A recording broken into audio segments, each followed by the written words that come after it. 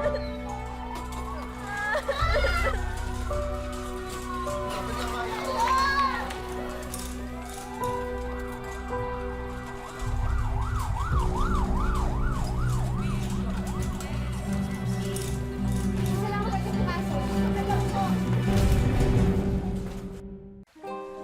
raw binatbat ang kahit anong sigla at tikas kung patraydor naman tayong susubukin ng malubhang karamdaman. Kagaya na lamang ni Ella na sa murang edad ay kinailangang pasanin ang krus na dala ng sakit na cancer. Mabibigyan ngiti pa kaya niya ang mga taong nagmamahal sa kanya? Magandang hapon po mga kapuso. Ito po ang wish ko lang.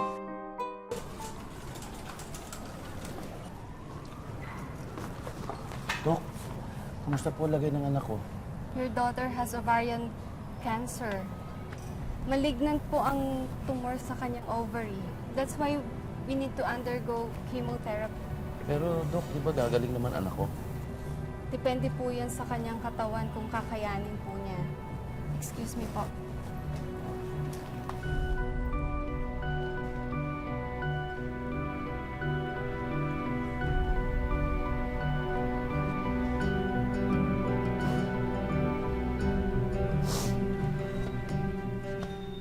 Class, land equals to 0. Then building equals 15,818 minus 10,775.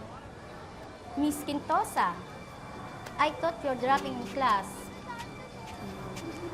Ma'am, sorry po.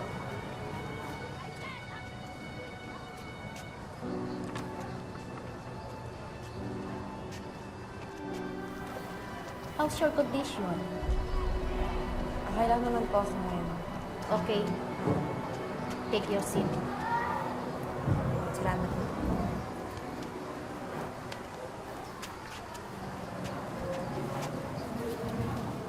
Ano nangyari? Ba't ang tagal mong absent? Buti buhay ka pa.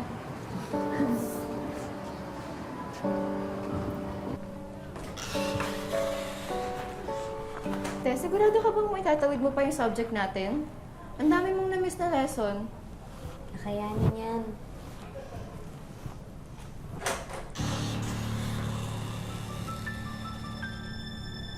Ano nangyayari sa'yo, Ella?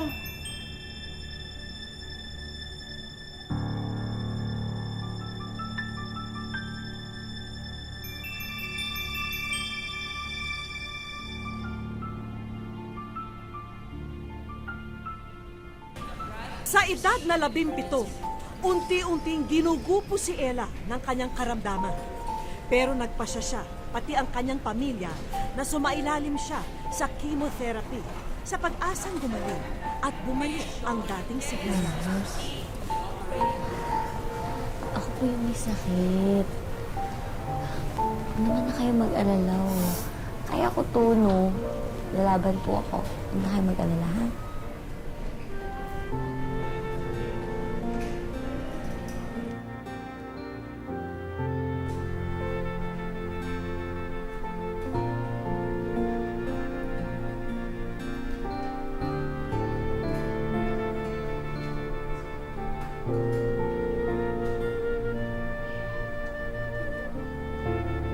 Good evening po, tita. Daryl, napadalaw ka. Si Ella po. Pumasok. Hindi pala. Pumunta sa ospital, nagpa-check up kasama yung papa niya. Ganun po ba? Sige po. Baka pwede naman po ibigay na lang po ito kay Ella. Sige, salamat ha. Sige po, tita, una na po ako. Ingat po. Sige. Hindi naging madali ang pagtanggap ni Ella sa kanyang sitwasyon. Katunayan, kahit ang nobyo niyang si Daryl, hindi niya makuha ang harapin at mas pinili na lang manahimik sa bahay. Anak, dala ni Daryl, oh. Babalat kita, kumain ka, ha? Anak, bakit hindi mo naman hinarap si Daryl? Ayoko lang po kasi na nakita niyang ganito yung itsura ko, eh. Hindi na ako yung katulad dati na pwede ko siyang samahan. kapag magbabiking kami. Hindi na ako palaging masaya.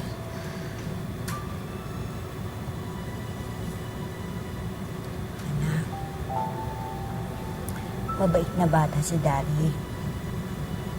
Nakita ko yung pag-aalala niya sa'yo na nasa ospital ka. Anak, huwag mo namang itulak palayo sa'yo ang mga taong nagmamahal sa'yo.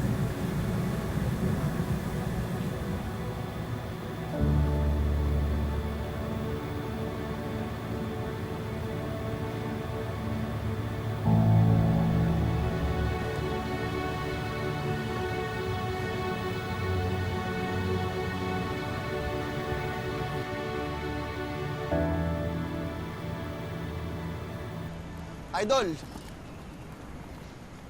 Ayos ah. Bagong style.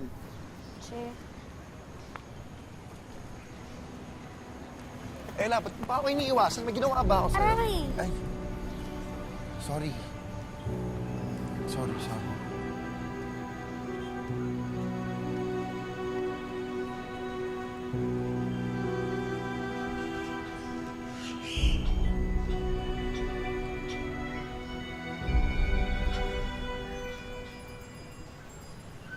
Tagal mo hindi nagpakita sa akin, ah.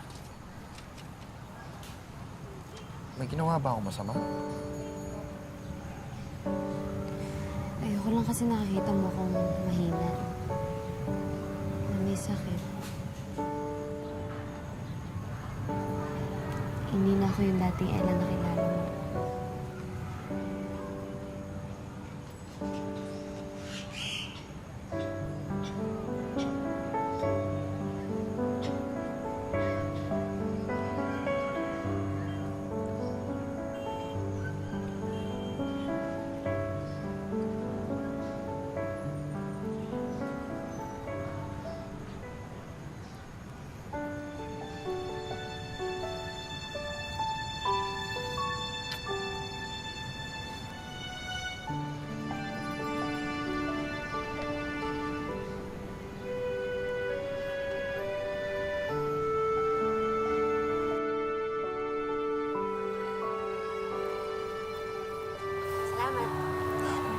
Taas ka na.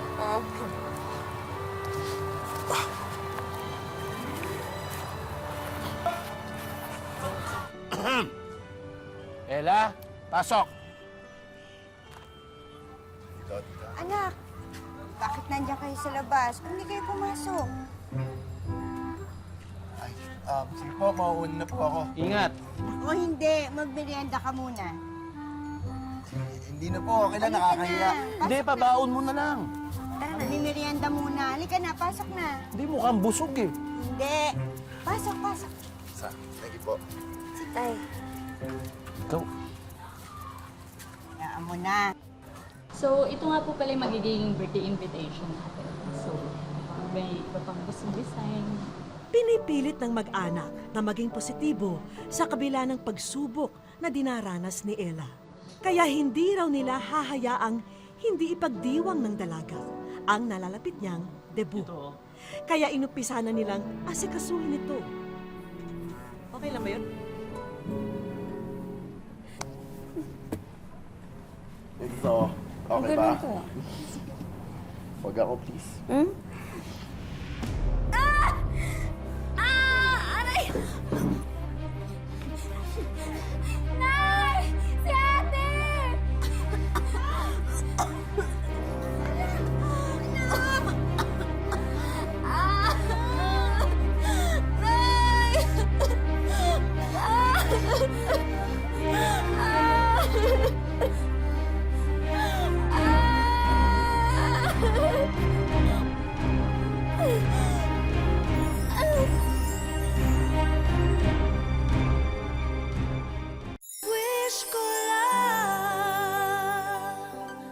Ramdam ni Ella ang masaklap na epekto ng chemotherapy.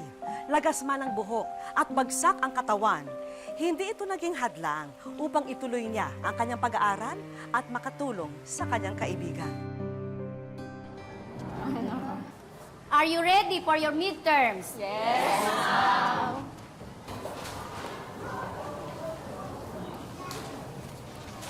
Gemma, It since you're not fully paid yet, Sorry po, ma'am. Kipit po kasi talaga kami ngayon. hindi ka makakapag-midterm hanggat di mo nababayaran ang tuition mo. Sige na naman po, ma'am. Ayoko pong mag-repeat. Sayang po yung buong SEM kung ulitin ko yung subject.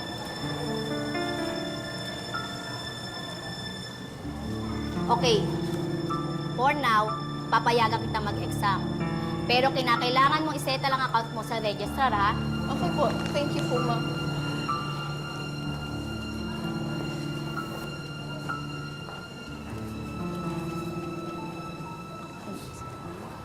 Kano ba? Ito, dagdag mo na.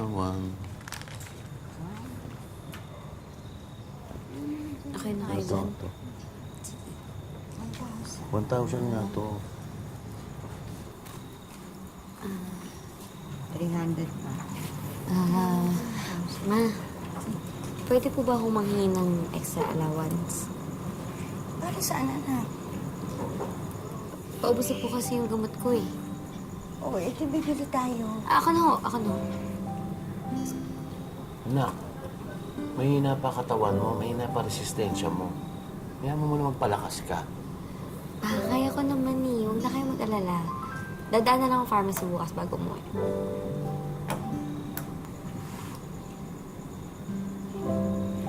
O sige, bukas bibigay ko sa'yo ng pera. Pero hindi ka na maaga, ha? Apo.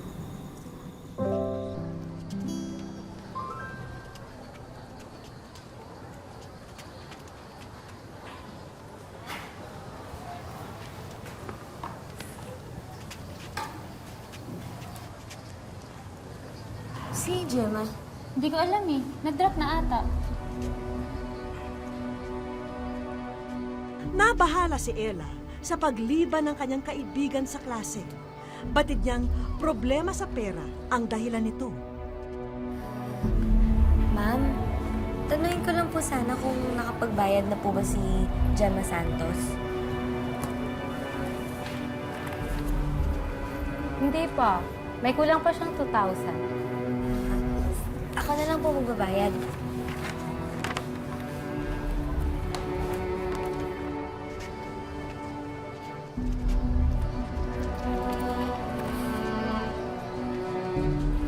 $2,000 po. Ito po.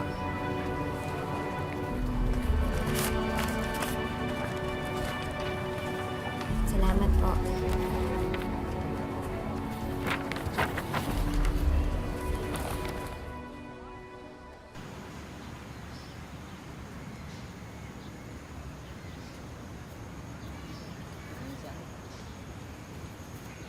Oh, hindi na naman siya utama mo. Oo. Di ba may cancer yun? Ano nakakabata yun? Alam mo bro, umaktive mo. Dapat hindi mo na siya utama mo. Kasi bro, walang forever. Gago ka. Oo. Ha? Hindi pa mamamatay yung girlfriend ko, ha? Alam mo, kung ako sa'yo umalis ka na, baka ano pa mangyari sa'yo dito, eh.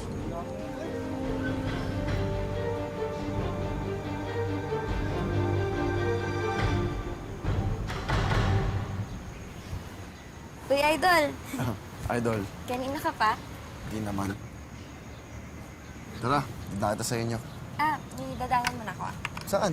Basta...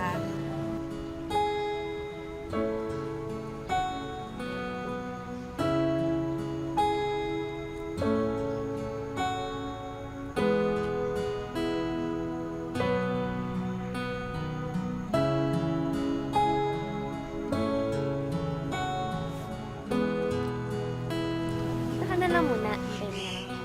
Okay, sige. Thank you.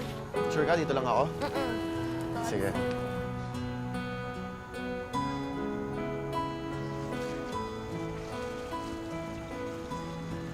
Gemma, Oh, dito ka. Bakit? bibigay ko lang sana sa'yo to. Pumasok ka na bukas, ha? Salamat talaga. Salamat talaga. Napasok muna tayo. Hindi na. Kailangan ko na rin umuwi, eh. Sa Idol din naghihintay sa labas. Thank you talaga. Ella, thank you. Ganyan lang, dali-dali. Mas magaling po po kayo. O siyempre, dati akong dancer sa ano. Alam mo na. Ha?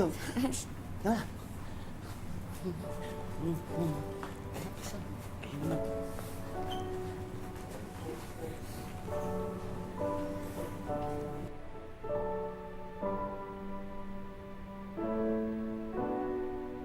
Habang papalapit ang ika-18 kaarawan ni Ella, lalo namang lumalala ang kanyang karamdaman.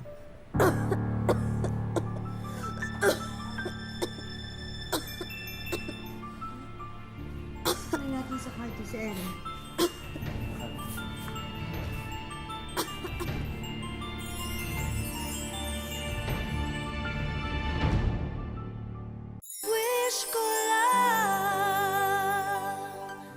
Unti-unting lalamunin ng cancer ang delikadong pangangatawan ni Ella. Kumpiyansa man na malalagpasan ang bawat pagsubok na kanilang pinagdaraanan, hindi pa rin sapat ito para siya'y gumaling. Si Daryl po. Parating na ate.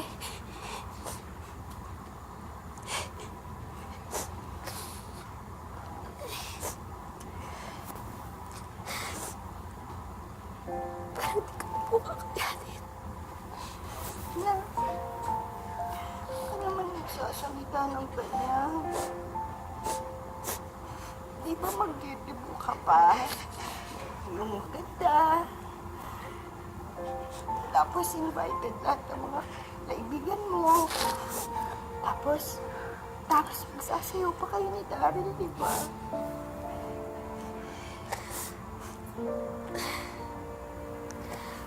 Masyado na po kayo nagawa para sa akin eh. Ayan na. Kasi, mahal na mahal ka namin eh.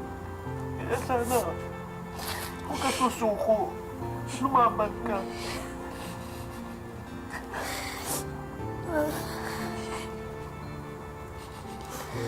Talaga po mabuti si Mama. Pati po yung mga kapatid. Ate, please naman. Kayong dalawa. Mag-aaral kayo mabuti ha. Mahal na mahal ko kayong dalawa.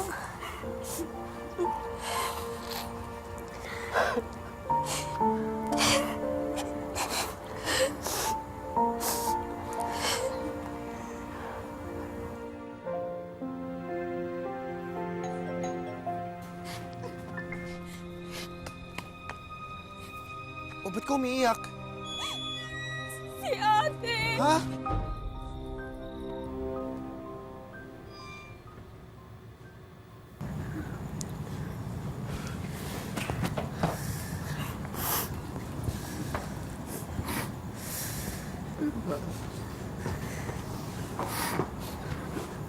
Lumaban ka, please. Ilang buwan na lang magdidibu ka na ho. Nakahanda na lahat.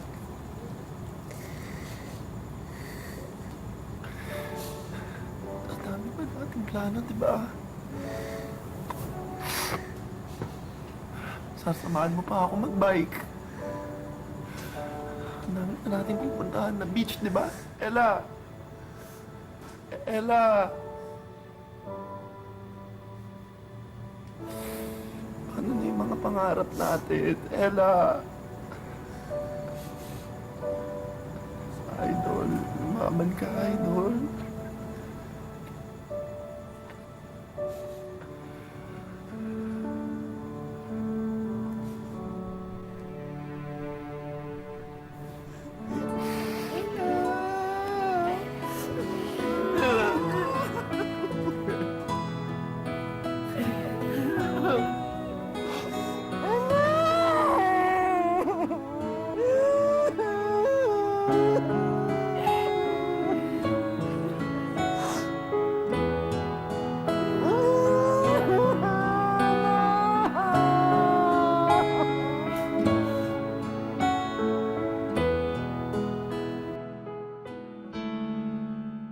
Nito lamang Enero, Naging viral sa social media ang debut na ito na naganap sa Davao City.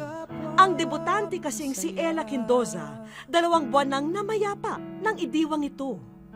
Umani ng mahigit 3 milyong views ang video. Pero ang higit na nakapukaw ng atensyon ng mga netizen ay ang binatang si Daryl na emosyonal na isinasayaw ang larawan ng kasintahan. Paano nga ba malilimutan ang taong naging mahalagang bahagi ng iyong buhay?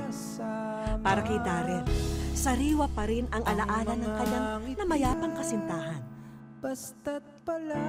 Idol yung tawagan namin.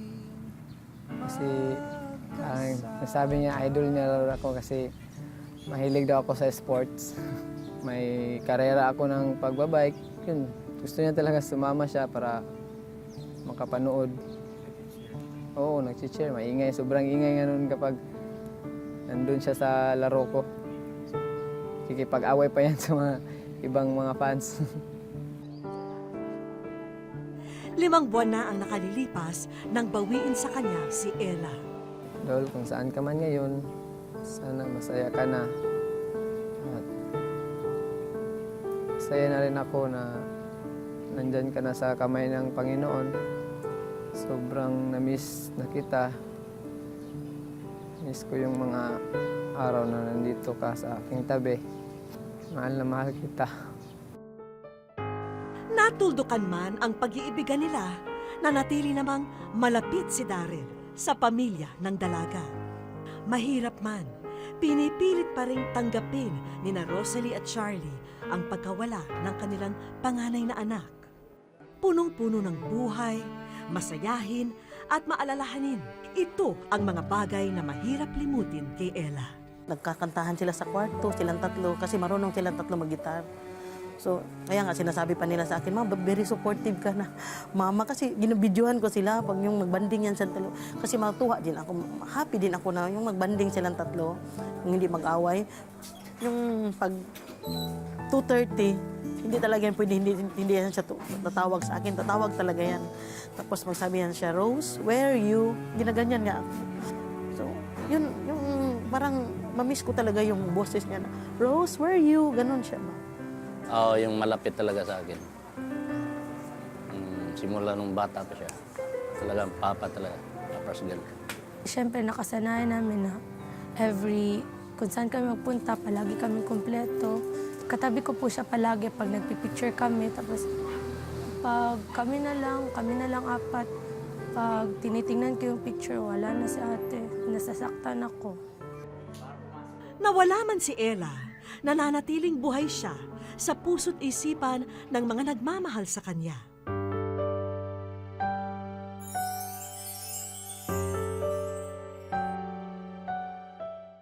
Sa aming pagbabalik,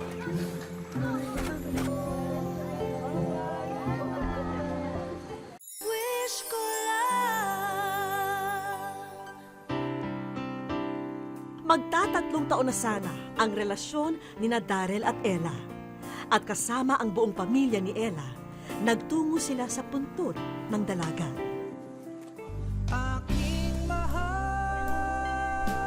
At matapos nilang mag-alay ng dasal, may ipinanood kaming video sa kanila.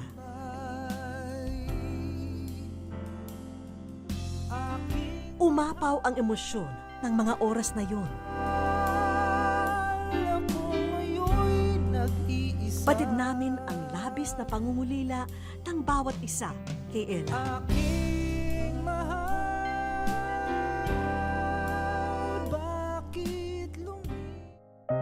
Miss ka na namin lang. We love you so much. Sobrang bait nila sa akin lahat. Hello, Daryl, at sa lahat ng mga nagmamahal kay Ella. Marami pong naluha at naantig sa viral video ng debut ni Ella. At batid po namin ang bigat na inyong pinagdaraanan. Ngayon, gusto po sana namin kayong mapasaya sa aming munting paraan. Alam niyo ba na kayo'y nasa wish ko lang? Na-shock kami. Wish ko lang pala. Papasalamat ako kasi na maipapalabas sa wish ko lang yung story namin ni Ella. Parang yun siguro yung gusto din niya. At dahil bonding moment noon ng Tres Marias ang paggigitara, regalo namin sa kanila ang bagong gitarang ito.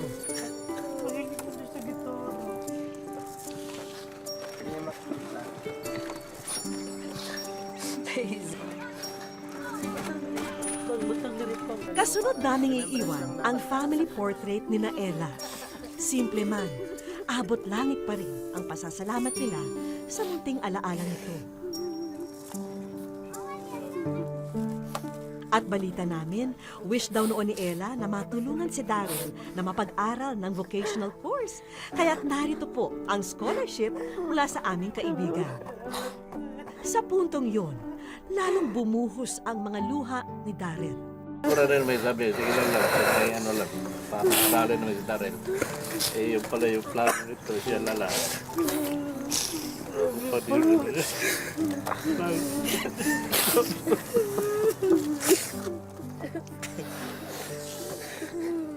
Salamat din ako sa wish ko lang. Kasi hindi ko yung kalaing darating to. At dahil summer na at hilig doon ni Ella ang mag-outing ang kanilang pamilya sa beach, handog po namin sa kanila ang vacation package.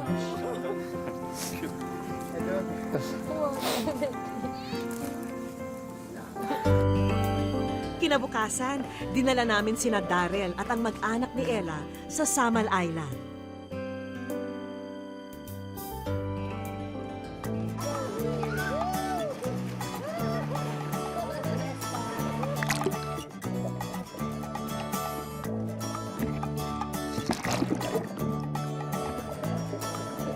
Agad nilang in-enjoy ang magandang tanawin doon. Saya ko kasi nakasama ko ulit sila ng mag-banding na kahit wala na si Ella. Papasalamat ako sa kanya, sa Panginoon at sa mga staff ng Wish ko lang at sa JMA. Nawala man si Ella, mas tumibay naman ang samahan ng kanilang pamilya. Batid nilang sa mga oras na ito'y masaya na rin siya sa piling ng may likha. Sumuko man si Ella sa karamdaman, ang kanyang katatagan ang nagsilbing inspirasyon para sa mga taong nagmamahal sa kanya. Alaalang kailan may mananatili sa kanilang mga puso. Muli, ako po si Vicky Morales at ito po ang Wish Ko Lang. May sorpresang naghihintay sa'yo kaya't wag na wag kang susunod.